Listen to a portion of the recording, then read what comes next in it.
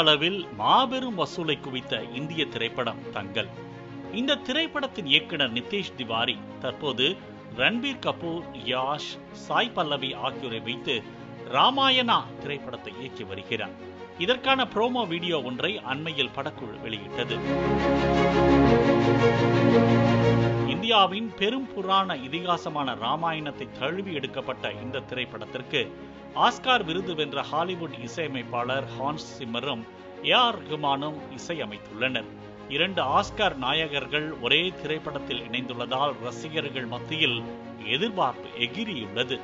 இந்த திரைப்படத்தின் VFX நிறுவனமான DNEG இதுவரை 8 முறை ஆஸ்கார் விருது வென்ற நிறுவனம் என்பது குறிப்பிடத்தக்கது.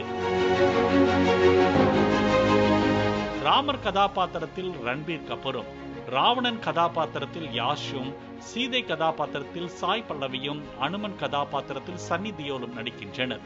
2 பாகங்களாக உருவாகும் இந்த திரைப்படத்தின் பட்ஜெட் முதலில் 1600 கோடி ரூபாய் என திட்டமிட்டிருந்த நிலையில் தற்போது படத்தின் பட்ஜெட் சுமார் 4000 கோடி சென்றுள்ளதாக படத்தின் தயாரிப்பாளர் நமித் மல்கோத்ரா சமீபத்திய பேட்டி ஒன்றில் தெரிவித்துள்ளார்.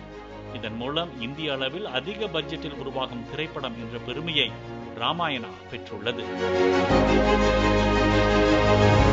சர்வதேச தரத்திலான VFX காட்சிகள், AI மூலம் துல்லியமான டப்பிங், IMAX தொழில்நுட்பம் என ஹாலிவுட்டிற்கு சவால் விடும் வகையில் இந்த திரைப்படம் உருவாகி வருவதாக தகவல் வெளியாகியுள்ளது.